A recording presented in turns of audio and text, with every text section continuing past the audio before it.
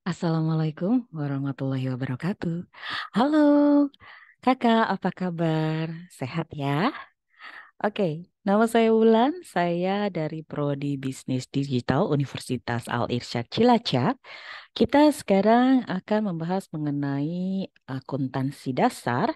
Kita masuk di sesi akuntansi perusahaan dagang.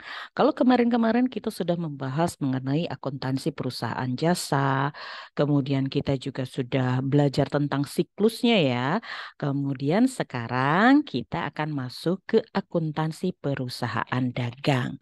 Beda nggak sih? Ya beda dong. Meskipun nggak banget ya, nggak terlalu beda banget gitu, tetap aja sih kalau penjurnalannya, tetapi ada memang jurnal-jurnal atau akun-akun tertentu yang berbeda itu daripada perusahaan akuntansi jasa. Oke, kita langsung saja ya. Apa sih perusahaan akuntansi atau perusahaan dagang dulu ya?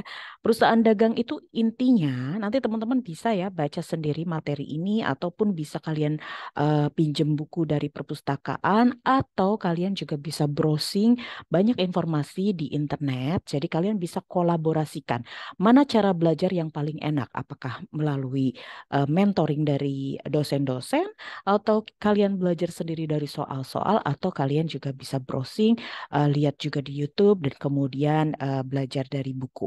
Nah, secara umum gambarannya perusahaan dagang itu adalah perusahaan yang melakukan aktivitas pembelian dan penjualan barang ataupun jasa, penjualan barangnya doang ya, dengan harga di atas harga pokok agar bisa dapat keuntungan. Maksudnya gimana? Jadi kalau namanya perusahaan dagang itu pastinya dia bukan perusahaan yang membuat sendiri barangnya. Kalau yang membuat sendiri namanya itu namanya perusahaan manufacture.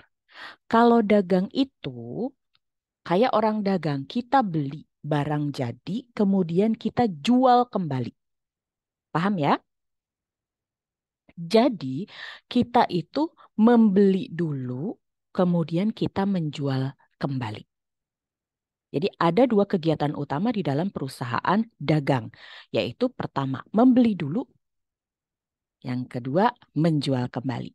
Nah, selisihnya itu adalah keuntungan dari perusahaan dagang.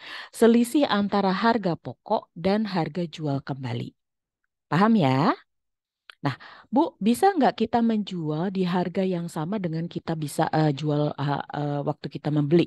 Bisa. Tetapi kita berarti sudah menjual BEP atau break even point atau di titik impas. Aslinya sih kalau untuk perusahaan itu kita melakukan kerugian. Karena apa? Pas kita beli kan belinya di harga berapa, di tahun berapa. Kemudian nanti kalau kita jualnya di tahun berbeda tahun, kemudian ada titik inflasi atau segala macam, itu kan nanti harga uangnya itu kan turun. Nah, sebetulnya kita sudah rugi loh. Lagi pula namanya kita usahanya memang usaha perusahaan dagang, maka kalau kita jualnya di titik impas atau di titik beli, ya kan kita tetap harus mengeluarkan biaya-biaya biaya tenaga kerja, biaya listrik dan segala macam. Jadi kalau kita menjual di titik harga beli itu biasanya ya kita rugi aslinya gitu. Tetapi kalau memang ada promosi-promosi tertentu yang diinginkan oleh perusahaan, maka itu sah-sah saja. Yang sangat amat dicegah, gak boleh itu adalah kalau kita sampai jual di harga em, rugi. Jadi belinya contoh Rp500. Kita jual di harga 300, rugi dong. Tapi hal itu mungkin, ya mungkin tergantung itu bisa saja kalau lagi ada promosi atau memang sudah bangkrut atau memang eh, kita memang cuma ngabisin stok gitu. Jadi kita mungkin di bulan-bulan sebelumnya kita udah untung, kemudian kita mau ganti lagi biar cepet gitu perputarannya, maka kita jual di harga di bawah pasar nggak masalah gitu atau di harga di bawah harga beli kita nggak masalah gitu. Cuman itu sangat dicegah sekali gitu. Jangan sampai kita menjual, apalagi kita perusahaan dagang ya, kita menjual di bawah harga beli kita. Paham ya? Oke, langsung karakteristik perusahaan dagang. Jadi kegiatan utamanya tadi apa? Adanya pembelian, kemudian kadangkala kita olah kembali atau pemeliharaan stok, nanti ada biaya-biaya operasional, kemudian ada penjualan produk. Gitu ya. Ada yang kita persis-persis seperti ibu. Ibu punya usaha jual beli buku ya. Nah, ibu beli bukunya udah utuh dong, udah jadi dong bukunya. Ibu juga nggak pakai ngolah lagi bukunya ya itu aja. Maka yang dilakukan ibu lebih simpel, hanya beli buku kemudian ibu jual kembali buku yang sama. Paham ya? Tetapi kalau perusahaan dagangnya itu kan ada macam-macam ya. Kalau ada perusahaan dagangnya itu kayak jualan basreng gitu ya. Kita beli baksonya dulu yang mentah, kemudian kita olah, kita cuci, kemudian kita iris-iris, kemudian kita goreng, kemudian kita bumbuin dan kita packing. Nah, itu berarti ada pengolahan. Jadi ini juga sama tetap perusahaan dagang. Yang tadinya harganya mungkin bakso itu let's say di 15.000 gitu ya. Nah, kalau setelah diolah gitu dengan ukuran yang lebih kecil, eh, kita bisa jual basrengnya di harga 21.000 gitu. Jadi ada selisihnya. Nah, 21 dikurangi 15 itu adalah keuntungan dari perusahaan dagangnya. Paham ya? Oke, kemudian karakteristik yang kedua adalah modal. Ini didapat dari harga pokok barang atau produk yang sudah terjual. Kemudian kalau pendapatannya, pendapatan utama dari perusahaan dagang itu murni hasil dari penjualan. Yang keempat adalah perhitungan laba. Laba atau keuntungan didapatkan dengan cara menjual produk dengan harga yang lebih tinggi dari harga beli. Paham ya? Itu dulu, harus paham dulu apa yang disebut dengan perusahaan dagang, kemudian bagaimana cara perusahaan dagang beroperasi, gitu kan? Harus paham dulu. Kalau sudah paham, baru nanti kita ke angka.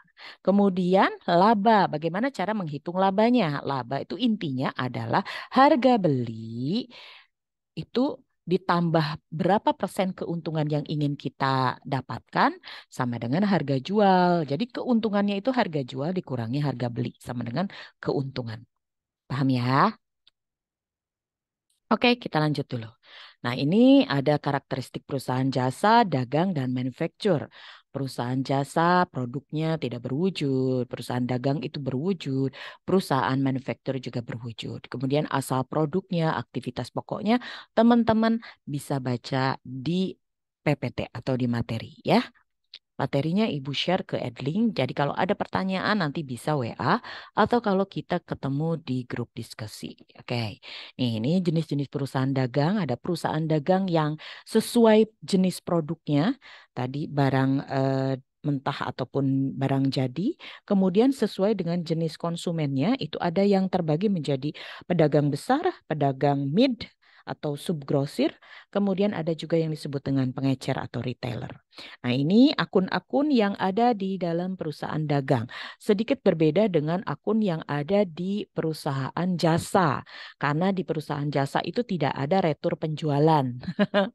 Jasanya kita kalau apa ya, kalau apa kurang eh, kurang yoi gitu itu nggak ada retur penjualan jasa itu nggak ada istilah itu ya paling mungkin kita kasih diskonan aja ya kalau kita contoh tidak memuaskan customer sebagai gantinya ya kita kasih diskon gitu tetapi itu bukan potongan penjualan penjualan jasa beda ya kemudian nanti ada beberapa lagi akun-akun yang berbeda daripada akun jasa. Yang paling gampang itu kalau kita belajarnya memang dari perusahaan jasa dulu. Nah, ini ada 8 macam akun pada perusahaan dagang. Itu ada akun pembelian, ada akun persediaan, penjualan, harga pokok penjualan, potongan tunai, potongan pembelian, retur penjualan, dan juga akun beban pemasaran. Nah, ini metode pencatatan perusahaan jasa ada metodenya itu secara periodik dan perpetual. Periodik dan perpetual akan kita bahas di part yang kedua, tetapi eh, gambaran umumnya periodik itu lebih banyak digunakan di perusahaan-perusahaan besar. atau kebanyakan mayoritas perusahaan itu menggunakannya periodik. Ada nggak yang pakai perpetual? Ada, dan keduanya diperbolehkan. Tetapi yang jadi masalah kalau dari awal sudah pakai periodik, maka terus setahunan itu gunakan periodik. Jangan campur-campur. Kalau dari tahun itu sudah pakai perpetual, maka perpetual. Jangan campur-campur. Oke? Paham ya? Oke, thank you. Kita akan ketemu di part yang kedua. Sampai ketemu. Assalamualaikum warahmatullahi wabarakatuh.